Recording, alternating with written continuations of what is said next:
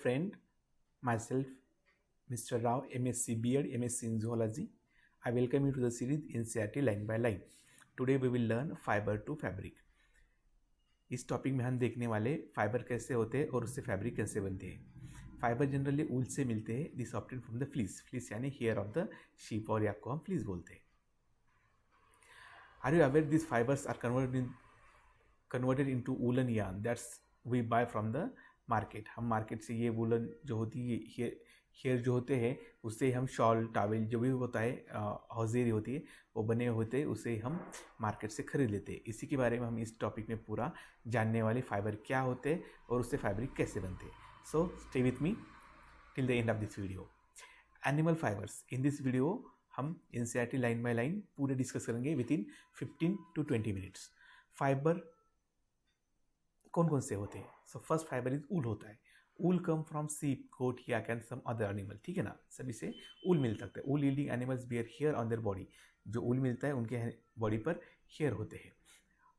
इनके बॉडी पर हेयर क्यों होते हैं? क्योंकि ये जो एनिमल होते हैं जनरली ये कोल्ड कंडीशन में पाए जाते हैं, जहाँ पर जो जो हेयर होते हैं उनके बीच में ईयर ट्रैप होती है। Air is a bad conductor of heat. So वहाँ से जो हीट होती है, कोल्डनेस, उनकी बॉडी को अफेक्ट नहीं करता और उनका उस बॉडी टेम्परेचर मेंटेन रहता है।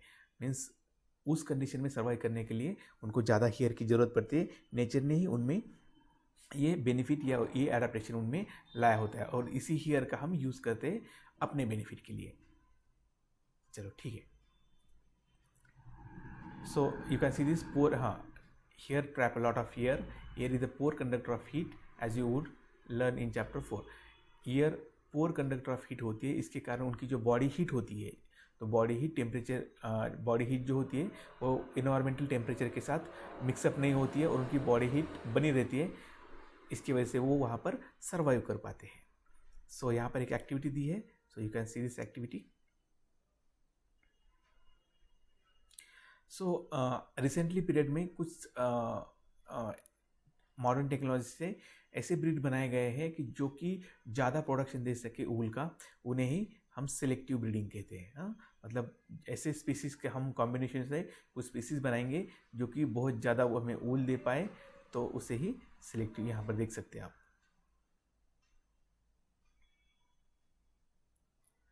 Animal that yield wool. Several breed of sheep are found in different part of the country.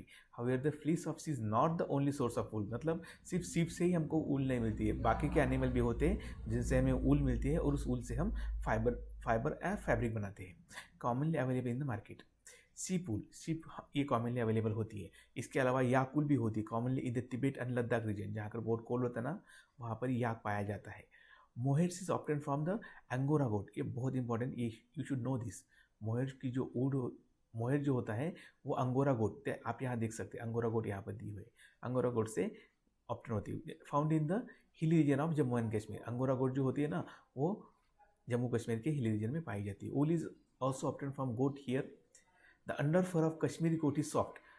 It is woven into fine shawl call pashmina shawl. आपने बहुत सुना होगा कि पश्मीना शॉल, पश्मीना शॉल, उनकी रेट भी बहुत ज़्यादा होती है। वो जो पश्मीना शॉल होती है वो कश्मीरी गोट से बनी होती है। कश्मीरी गोट के जो अंडरलाइन जो फर होते हैं, जो हेयर होते हैं, मतलब एक ऊपर का पोर्शन होता है और एक अंदर के सॉफ्ट हेयर होते हैं, उनसे वो बनी होती है पश्मीना शॉल। बहुत ही अच्छी होती है, बहुत ठंड से बचाती है अच्छी तरह से, और बहुत सॉफ्ट होती है। इंडिया में बहुत उसकी डिमांड चलती है। द फर मतलब hair on the body of camel is also use as a wool. हाँ, ये बात पता चला, कैमल की जो बॉडी पर जो फर होते हैं वो भी हम वूल के तौर पर यूज कर सकती है। Llama and alpaca, see this is, हाँ, प्रोनाउंसिएशन को ध्यान दीजिए। Llama and alpaca found in South America. South America means Brazil वाला जो कॉन्टिनेंट है ना, उसे साउथ अमेरिका बोलते हैं। ब्राज़ील ही साउथ अमेरिका पोर्शन में है। इज ऑल्सो ए लूम, उसके भी हम वूल मिलती है। आप देख सकते हैं कैसे होते हैं ये लैमा एंड अल्पाका, ये ऐसे होते हैं। ये याक है, ये कैमल है, ठीक है ना। तो यहाँ पर एक एक्टिविटी दी है, वो आप एक्टिविटी देख सकते हैं, क्योंकि हमें बहुत फास्ट बढ़ना है। विद इन 15 to 20 मिनट ये टॉपिक पूरा कंप्लीट करना है। तो ये डिफरेंट एक्टिविटी दिए हैं कि कलेक्ट करो, ऐसा ये हम आप देख लेना।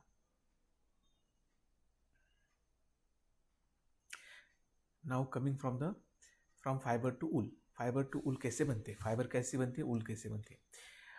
देखिए, फाइबर मिलाने के लिए हमें क्या करता है, शिप को ब्रीडिंग या रेयरिंग करना पड़ता है, उनको उनको संभालना पड़ता है ना। For obtaining wool sheep are rear, their hairs are cut and process into the wool. Let's learn about this process. कैसे करते हैं ये प्रोसेस के बारे में हम जानते हैं। Rearing and breeding of the sheep. If you travel to the hill of Jammu Kashmir, Himachal Pradesh, Uttaranchal, Arunachal Pradesh, Sikkim, जो कि प्लेन होते हैं ना, प्लेन एरिया में ग्रेजिंग बहुत ज़्यादा चलती है। इंडिया में ही नहीं, हर कॉन्टिनेंट में, जो जहाँ पर प्लेन होते हैं, ट्रॉपिकल प्लेन होते हैं, जहाँ पर टेम्परेट प्लेन होते हैं ना, उस प्लेन में ग्रेजिंग बहुत ज़्यादा चलती है, मतलब चरवाही बहुत ज़्यादा होती है। तो वहाँ पर ऐसे पशु को चराया जाता है ताकि उनसे एसेसरी प्रोडक्ट मिल सके, मिल्क या ऊल ऐसे। तो उनको क्या खिलाया जाता है, पल्सेस खिलाई जाती है, कॉर्न खिलाई जाती है, ज्वार केक ऐसे खिलाया जाता है ताकि वो अच्छे से थ्रश हो पाए। In winter sheep are kept indoors and fed on leaves, grains and dry fruit. ये तो ज़्यादा पता करने वाली बात नहीं, ये तो आपको सभी को पता होगा। तो क्या होता है, certain breed of sheep have thick coat of hair on their body which yield good quality of it in large quantity. ऐसे कुछ ब्रीड होते हैं शिप के जो बहुत ज़्यादा अच्छी पैमाने पर ऊल हमें दे सकते हैं, यही हम देखने वाले हैं। सो मेंशन है this sheep are selective breed, मतलब आज के ज़माने में ह्यूमन बीइंग के इंपॉर्टेंस के लिए ऐसे ब्रीड पैदा किए जाते हैं जो कि ज़्यादा से ज़्यादा अच्छी ऊल दे पाए, तो इसे हम सेलेक्टिव ब्रीडिंग कहते हैं। Process the rear sheep have develop a thick growth of hair, hair is shave off for getting the wool. Process of fiber to wool, fiber से ऊल हम कैसे बनते हैं ये अब हम देखने वाले। फर्स्ट स्टेप क्या होती है, fleeces of the sheep along with the thin layer of skin is remove. जो फ्लिस होती है, जो हेयर होते हैं ना शिप के, वो अलग विद द स्किन का ऊपर का लेयर के साथ उसको निकाला जाता है ताकि वो चकाचक हो। जैसे हम शेविंग करते हैं ना, शेविंग में हम पूरा हेयर निकालते हैं ऊपर का, लेकिन इसमें क्या होता है, ऊपर का जो लेयर होता है वो केराटिनाइज होता है, मतलब उसमें डेड लेयर होता है, तो स्किन का ऊपर का लेयर भी निकल जाता है, तो उसे हम शेयरिंग बोलते हैं। See the uppermost layer of skin is dead, also hair of the sheep grow against just as your hair. हमारे जैसे बाल बढ़ते हैं वैसे वो बढ़ते हैं, इससे उस एनिमल को, उस गोट को या उस शीप को कोई तकलीफ नहीं पहुंचाती। जस्ट ऊपर का लेयर निकाल लेते हैं और उस फाइबर का हम यूज़ कर लेते हैं। See some Indian breeds of sheep, कुछ इंडिया की ब्रीड दी हुई, इसमें लोही है जो कि राजस्थान पंजाब में मिलती है, रामपुर बुशर्स है जो उत्तर प्रदेश हिमाचल प्रदेश में मिलती है, नाली है जो कि हम कारपेट वूल के लिए यूज़ करते हैं, बकरावाल ये आपने सुना होगा, जम्मू कश्मीर में मिलते बकरावाल है ना, मारवाड़ी और पठानवाड़ी ये तो गुजराती लोग होते हैं। इसमें कोरस वूल होती है, फारहोजेरी के लिए होती है, ये आप एक बार पढ़ लेना, ये पता हो जाएगा आपको, है ना। कौन कौन से स्टेट में, हाँ मारवाड़ी पठानवाड़ी ये तो आपको पता है गुजरात में मिल जाते हैं। बकरावाल जो होते हैं जम्मू कश्मीर में होते हैं, नाले जो होते हैं राजस्थान पंजाब के प्लेन्स में मिलते हैं, रामपुर बुशर जो होते हैं ये यूपी हिमाचल प्रदेश में मिलते हैं, और लोही जो होते हैं राजस्थान पंजाब में ये भी मिलते हैं। तो आप एक बार पढ़ लोगे तो ही पता हो जाएगा आपको। सो नेक्स्ट स्टेप क्या होती है, अब हमने बाल तो निकाल लिए है ना, ऊल तो निकाल ली, उसके बाद क्या करेंगे, वॉश करेंगे। उस वॉशिंग को क्या बोलते हैं, स्काउसिंग बोलते हैं, स्काउरिंग बोलते हैं, ठीक है ना। हम उसे क्या करते हैं, वॉशिंग। आजकल वो वॉशिंग जो होती है वो मशीन से भी हो जाती है। उसके बाद वॉशिंग होने के बाद या स्कोरिंग होने के बाद हम क्या करते हैं, सॉर्टिंग करते हैं, मतलब डिफरेंट डिफरेंट टेक्सचर के हिसाब से उसे हम सेपरेट करते हैं। सॉर्टिंग होते हैं सॉर्टिंग अजॉर्शंस की, ताकि हम अलग अलग चीज़ों में उसको सॉर्ट कर सके, सॉर्ट अप कर सके। सो सी उसके बाद क्या करते हैं, जो स्मॉल फ्लपी फाइबर्स होते हैं जिसे कि हम बर बोलते हैं, आर पिक करते हैं from the hairs. These are सब burrs which sometime appear on your sweater, हमारे स्वेटर पर समटाइम जो अपीयर होती है वही होती है वो। The fibres are scoured against the dried, this is the wool ready to done to fibre. Now अब क्या होता है, वहाँ पे जो पफी होती है वो सॉर्ट आउट किए जाते हैं, अकेले निकल जाते हैं। अभी जो प्लेन वूल बन जाती है वो फाइबर बनाने के लिए रेडी हो जाती है। इसके बाद क्या करता है, उसे डाइड किया जाता है इन वेरियस कलर, ताकि अब उसे धोया अच्छी तरह से, उसे सॉर्ट आउट कर लिया, उसके जो पफी थे वो भी निकाल दिए, अभी उसमें डाई लगाई, मतलब उसको कलरिंग किया जाता है अलग अलग कलर में, ताकि वो अच्छी तरह से कलर एक दूसरे में मिक्स होकर हमें अच्छा अपीयरेंस दे सके। Sheep and goat is black, brown or white. Fibers are dyed in various color as the nature fleece of sheep and goat is black, brown and white. क्योंकि आपको पता है कि जो sheep और goat के जो कलर होते हैं नेचुरली वो ब्लैक होते हैं ना, तो ब्लैक हम हर एक को ब्लैक नहीं दे सकते, इसलिए उसे हमें कलरिंग करना पड़ता है ताकि वो अच्छा दिख सके। The fibers are straightened, combed and roll into yarn, मतलब क्या कह रहे थे, अब ड्राइड कर लिए है ना, ड्राइड करने के बाद उसे स्ट्रेट किया जाता है, कोम से स्ट्रेट किया जाता है और उसको यार्न में बना दिया जाता है. The long fibres are made into wool for sweaters and the shorter fibres are spun and woven into woollen cloth. जो लॉन्ग लंबे लंबे फाइबर जो होते हैं उनको स्वेटर के लिए यूज़ किया जाता है. जो छोटे छोटे होते हैं उन्हें स्पंज या ओवन इनटू वूलन क्लॉथ भी उनसे बनाया जाता है, मतलब उसका यूज़ किया जाता है ना. सी यहाँ पर प्रोसेस ये शेयरिंग ऑफ शिप. देखो शिप यहाँ पर है, उसको उसके फाइबर्स जो उसके हेयर है ना वो निकाले जा रहे हैं. स्काउरिंग इनटू टैंक, जो टैंक में जो साफ सफाई की जा रही है उसकी. स्काउरिंग बाय मशीन से भी स्काउरिंग होती है. उसमें rolling into yarns. So see overall procedure of the fibres of wool can be represent at follows. क्या करती है, पहले शेयरिंग होती है, मतलब उसके शेविंग की जाती है, स्काउरिंग की जाती है, साफ सफाई की जाती है, सॉर्टिंग की जाती है, उसमें अलग अलग उसको डिफरेंट टेक्सचर में उसको सॉर्ट किया जाता है. क्लीनिंग ऑफ बर्ड्स मतलब जो उसके पफ होते हैं वो निकाल जाती है. उसके बाद उसकी डाइंग की जाती है, उसके बाद रोलिंग की जाती है, उससे फैब्रिक बन जाता है.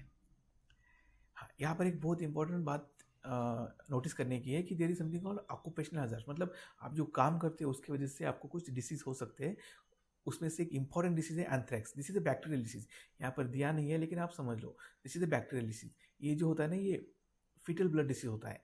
इसे हम सॉर्टर डिसीज भी कहते हैं. एक एंथ्रैक्स टाइप की बैक्टीरिया होती है जो कि थ्रश करते हैं इन फाइबर्स में, इन वूल्स में. सो उसकी वजह से जो वहाँ पर काम करते हैं मजदूर, उनको जो इंडस्ट्री में काम करते हैं उनके रेस्पिरेटरी ट्रैक से ये एंथ्रैक्स बैक्टीरिया उनके लंग्स में जाने की चांसेस बढ़ते हैं और उसका ये डिसीज होता है, anthrax disease. So you should know कि this is the occupational hazard disease. Now, Bojo is wondering why it's hurt when someone pull his hair, but not when he goes for the haircut. क्योंकि hair cut में क्या करते हैं, hair cut करते हैं और pulling में वो पुल करते हैं. So you can see this activity आप ये देख लेना, डिबेट करो, you can read this. Now coming to the silk क्या होती है. हाँ, हम जो रेशिम बोलते हैं ना, silk fibre also animal fibre. Silk fibre भी एनिमल. यू शुड नो कि वूल is also animal fibre and silk is also animal fibres. Silk fiber sponge into silk fiber. The rearing of silkworm for obtaining silk is called sericulture. You should know what is the sericulture. Sericulture is nothing but rearing of silkworm for obtaining silk is known as the sericulture. ठीक है ना. This is the adjacent business for farmer, जो कि ताकि उनकी productivity बढ़ाई जा सके. Find out from your mother, या पढ़ लेना. Lifestyle of silk moth. Lifestyle क्या होती है उसकी, है ना, कैसे कैसे बनता है. तो फीमेल जो होती है वो एक करती है leg, from which hatch lava is called the caterpillar और silkworm. The grow size, and when the caterpillar is ready to enter the next stage of his life called the pupa, the first waves a net to hold itself. Then it swing head from side to side to form the figure of 8. During this moment, the head of caterpillar secrete fiber made up of proteins. तो क्या होता है, जो female होती है ना वो बहुत सारे एग देती है, उससे कैटरपिलर निकलते हैं बाद में. जब कैटरपिलर क्या करते हैं, सिर्फ खाने का काम करते हैं, बहुत सारा खाना खाते हैं, पत्तियाँ खाते हैं, मलबेरी सिल्क या जो भी उसकी खाने का ये पत्तियाँ हो गई, अपन देखने वाले आगे नेक्स्ट आने वाले टॉपिक में हम लोग देखने वाले हैं. तो खाते हैं. उसके बाद उसकी नेक्स्ट स्टेप होती है प्यूपा में. और प्यूपा में बढ़ने से पहले वो क्या करता है, कैटरपिलर अपने आप को वाइंड कर लेता है फाइबर्स में, जिससे वो 8 की मूवमेंट से अपना हेड हिलाता है और उसके हिसाब से उसके मुंह से फाइबर्स निकलते हैं और उसी फाइबर्स को सिल्क फाइबर करते हैं. तो सी यहाँ पर दिया है, मेल है, फीमेल है, यहाँ पर अडल्ट सिल्क वॉर्म है, यहाँ पर ककुन्स है और यहाँ पर डेवलपिंग मॉथ हो रहा है. तो सी प्रोटीन के बने होते हैं. हाँ, यू शुड नो कि जो फाइबर होते हैं, सिल्क फाइबर होते हैं, वो प्रोटीन के बने होते हैं, which harden to expose to the air and become silk fibre. जब वो ईयर के साथ एक्सपोज होता है वो हार्ड बन जाते हैं और सिल्क फाइबर में कन्वर्ट हो जाते हैं. So the caterpillar completely cover itself by the silk fibre and turn into pupa. जब वो कैटरपिलर अपने आप को पूरे फाइबर से बंद करता है, ककून बनता है, सराउंडिंग उसके ककून बनता है, अपने आप को उस ककून में बंद कर लेता है, उसके बाद वो प्यूपा स्टेज में एंटर होता है. This covering is known as cocoons, है ना. उस कवरिंग, हाँ, वो ककून से हमें चाहिए क्योंकि ककून से फाइबर के बने होते हैं. उस ककून को ही हम लेते हैं और उससे हम सिल्क फाइबर बनाते हैं. Further development of pupa into moth continue inside the cocoons. उस ककून में ही उस कैटरपिलर की अगली लाइफ साइकिल चलती है. लेकिन हम क्या करते हैं, ककून्स को उठा लेते हैं और बाद में फाइबर निकालते हैं. इसी स्टेज पर उसकी वो ककून्स की मतलब उस प्यूपा की मौत हो जाती है, क्योंकि जब ककून्स निकालते समय उसे हॉट वाटर में डिप किया जाता है, तब उससे फाइबर निकलते हैं. जब हॉट वाटर में डिप किया जाता है तो उसके अंदर का जो कीड़ा होता है, वो जो मौत होता है, ही डाइड इनसाइड. तो देखो इंसान कितना सेल्फिश है ना. लेकिन दिस इज़ नीड, ज़रूरत होती है. अगर ऐसा हर बार सोचेंगे तो डेवलपमेंट नहीं हो पाएगी. Further development of pupa into the moth continue inside the cocoons. Silk fibers are used for wearing silk cloth. Can you imagine that soft silk yarn is stronger as comparable to thread of steel? मतलब अगर आप silk का thread लोगे और steel का thread लोगे, दोनों की स्ट्रेंथ अगर कंपेयर करोगे तो ऑलमोस्ट उसी टेंसाइल से सिल्क फाइबर की टेंसाइल स्ट्रेंथ उस स्टील से ज़्यादा होती है. इसका मतलब क्या, वो जो फाइबर होता है ना वो स्टील से भी ज़्यादा स्ट्रांग होता है. हाँ, वो बेंडिंग होता है, सॉफ्ट होता है, लेकिन वो यहाँ पर दिया हुआ है कि स्टील से भी ज़्यादा मजबूत होता है. The silk yarn thread into obtained from the cocoons of the silk moth. This is variety of silk moth which look very different from पुराने. वहाँ पर बहुत सारे डिफरेंट वैरायटी के सिल्क वॉर्म होते हैं, ये हम देखेंगे. The silk yarn they yield in different in textures. Course, कुछ कोरस होते हैं, कुछ स्मूथ होते हैं, कुछ शाइनी होते हैं. अलग अलग सिल्क वॉर्म अलग अलग टाइप के फाइबर देते हैं, है ना.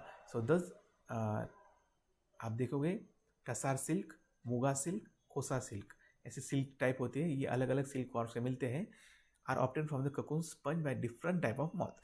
The most common silk moth is the mulberry silk. ये बहुत कॉमनली सिल्क मॉथ होता है, उसे हम मलबेरी सिल्क मॉथ बोलते हैं.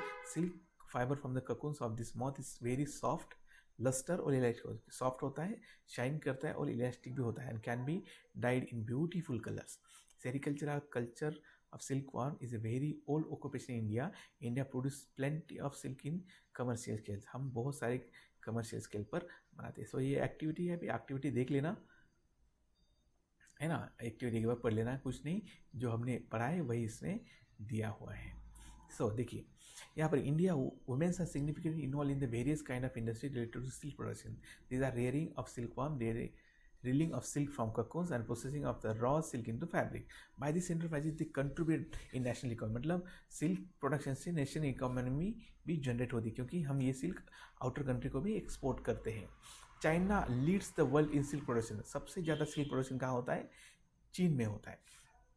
चीन में बहुत पहले से ये प्रोडक्शन होता था. उन्होंने बहुत दिनों तक ये आउटर नेशन को, आउटर कंट्री को पता ही नहीं होने दिया. लेकिन बाद में there is something called silk warm.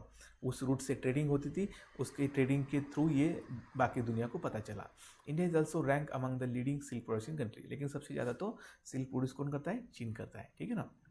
From the cocoon to silk. For obtaining silk moth are rear and their cocoons are collected to get silk thread. Right ना. रेयरिंग सिल्क वॉर्म कैसे रेयर करते हैं, short में देख लेते हैं. Arranging for female moth lays 100 of egg at a time. Egg are stored carefully in strips of cloth और paper and sold to the silkworm farmer. क्या होती है, जो फीमेल होती है ना, वो बहुत सारे अंडे देती है. उस अंडे को अच्छी तरह से हाइजीनिक कंडीशन में रखा जाता है और फार्मर को दे दिया जाता है, जो कि सिल्कवॉर्म फार्म करते हैं. उसके बाद this egg under the hygienic condition and under suitable condition of the temperature. बहुत जरूरी होती है कि वो जो मॉथ होते हैं वो that is very susceptible to humidity and temperature को बहुत मेंटेन करना पड़ता है, क्योंकि इन्वायरमेंट से वो बहुत ज़्यादा अफेक्ट हो जाता है.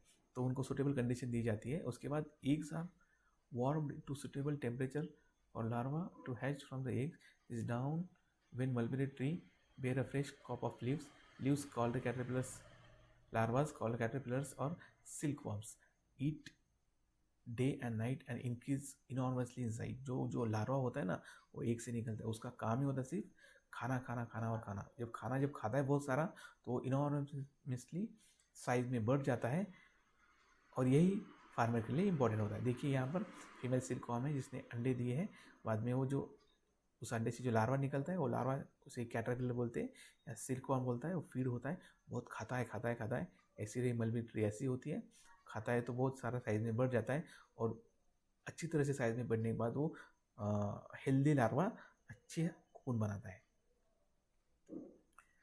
Now this is discovery of silk. एक बार क्या हुआ, डिस्कवरी ऑफ सिल्क पता नहीं एग्जैक्टली, लेकिन जो चीन का जो एम्पायर था, उसने देखा कि उसके एम्पायर जो ये स्टोरी दी है यहाँ पर, सी लंगची जो थी, उसने देखा कि एक मलबेरी ट्री उसके गार्डन में था, तो वो उसके लीव डैमेज हो रहे थे. जब उसने केयरफुली ऑब्जर्व किया तो उसमें क्या कर, एक वाइट वॉर्म था जो उस मलबेरी ट्री को खा रहा था.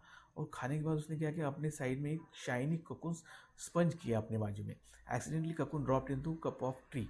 मतलब जो टी थी जो कि गर्म थी, उसमें वो गिर गया कोकून्स जो कि उस मॉथ ने बनाया था.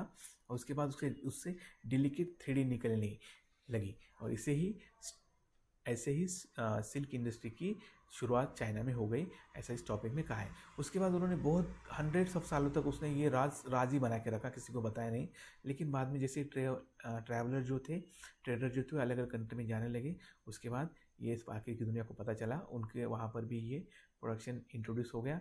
और जो रूट से वो ट्रैवलर बाहर की कंट्री में जाते थे उसे आज भी सिल्क रूट कहा जाता है। ये बहुत इंपॉर्टेंट टॉपिक है, सिल्क रूट, जो कि चीन से होकर सेंट्रल एशिया से होकर गुजरता है, ठीक है ना। आप आपकी हिस्ट्री में पढ़ोगे सिल्क रूट के बारे में। So now the larva are kept in the clean bamboo tray along with the freshly chopped mulberry tree. After 25 to 30 days, the caterpillars stop eating and move to tiny chamber of bamboo in the tray. Spin cocoons, small rags or wings may be provided to tray which cocoons get attached. मतलब 20-25 दिन के बाद वो जो larva होते हैं वो अपने सराउंडिंग में ककून्स फॉर्मेशन करते हैं। यही इसमें दिया है जो कि हमने डिस्कस किया है। Processing of silk. अब सिल्क कैसे, जो ककून्स होते हैं वो ककून्स कलेक्ट किए जाते हैं। जैसे लार्वा ककून्स बनाते हैं ना, 20-25 दिन के बाद वो ककून्स कलेक्ट किए जाते हैं। कलेक्ट करने के बाद उन्हें सन में या बॉइल्ड वाटर में उन्हें डुबा दिया जाता है। जैसे डुबा दिया जाता है तो वहाँ से ये निकलते हैं, थ्रेड निकलते हैं, और ये थ्रेड को कलेक्ट किया जाता है। The process of taking out the thread from the cocoon for use of silk is called reeling of silk. इसे क्या कहते हैं हम? रीलिंग ऑफ सिल्क कहते हैं। रीलिंग से हम वो फाइबर्स निकाल लेते हैं। Reeling is done on special machines which unwind the thread or fiber of silk from the cocoon. Silk fibers are then sponged into silk thread which are woven into silk cloth by ovens. ऐसे ही उस जो fibre मिलते हैं उसके बाद वो oven किए जाते हैं जिससे हमें क्लॉथ मिलते हैं। This is overall about this topic. See keyword क्या है? कीवर्ड का कौन हमें पता है ना, फ्लिसेस मतलब हेयर्स। रीलिंग, रीलिंग क्या करती है? Reeling of the silk. Scouring, sericulture, shearing, silk moth, silk worm and sorting. ये पूरी बातें हमने देखी। एक फटक से हम व्हाट यू लर्न में देखते हैं। Silk come from the silk worm and wool is obtain from the sheep, goat and yak. Hence silk and wool are the animal fibers. The fibers of camel, llama, alpaca are also processed to yield wool. ये हमने पढ़ा। In the most sheep are reared for getting wool. Sheep hair is sheared off from the body, scoured, sorted, dried, tied, sponged and woven by the oven to yield the wool. Silkworm are caterpillars of silkworm, है ना। Silkworm जो होते हैं वो caterpillar होते हैं silkworm के। During their life styles worms sponge cocoons of the silk fibers. Silk fibers are made of proteins. ये हमने पूरा देखा हुआ है। Silk fiber from cocoons are separated out and reeled into silk thread. Weavers weave silk thread into silk cloth, जो कि हम बड़े मजे से शादियों में पहनते हैं। तो देख लेना यहाँ पर एक्सरसाइज दिए हुए। सो क्वेश्चन 2 है, सिल्कवर्म, कैटरपिलर, लार्वा, चूज करें टॉपिक। सिल्कवर्म क्या होता है? कैटरपिलर, दोनों भी होता है ना, कैटरपिलर होता है वो लार्वा भी होता है। जो तो फॉलोइंग डज नॉट यील्ड वूल। कौन नहीं वूल नहीं देता? याक देता है, कैमल देता है, गोट भी देती है, लेकिन ये डॉग नहीं देता है ना। Which is mean for following terms. Rearing, rearing क्या होती है पता है क्या आपको? शेयरिंग क्या होती है? रेयरिंग मतलब संभालना, हम भेड़ बकरी को संभालते हैं ना। शेयरिंग क्या होती है? सेरिकल्चर क्या होता है? हमें इस टॉपिक में हमने पूरा देख लिया। सेरिकल्चर क्या होता है? सिल्क प्रोडक्शन के हम लार्वा को नरिश करते हैं, उसको संभालते हैं, उसको सेरिकल्चर करते हैं। तो ये बातें का जवाब हमें पूरे टॉपिक में मिल गया है। So coming to the question 8, हाँ ये क्या है? मैच द फॉलोइंग है। स्काउरिंग, स्काउरिंग क्या होता है? मलबेरी लीव्स या ककुन्स, ककुन्स क्या होते हैं पता है क्या? सी क्लीनिंग द शेयर्ड स्किन को हम स्काउरिंग बोलते हैं। जो हम क्लीन गोट या शीप के बॉडी से जो हेयर निकालते हैं, जो हम उसे साफ सफाई करते हैं, उसको क्या बोलते हैं? स्काउरिंग बोलते हैं। सो ये का हो गया ई। मलबेरी लीव्स, मलबेरी लीव्स क्या करते हैं?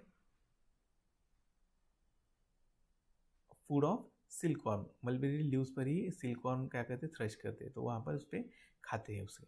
तो 2 का सी हो गया। याक क्या होते हैं?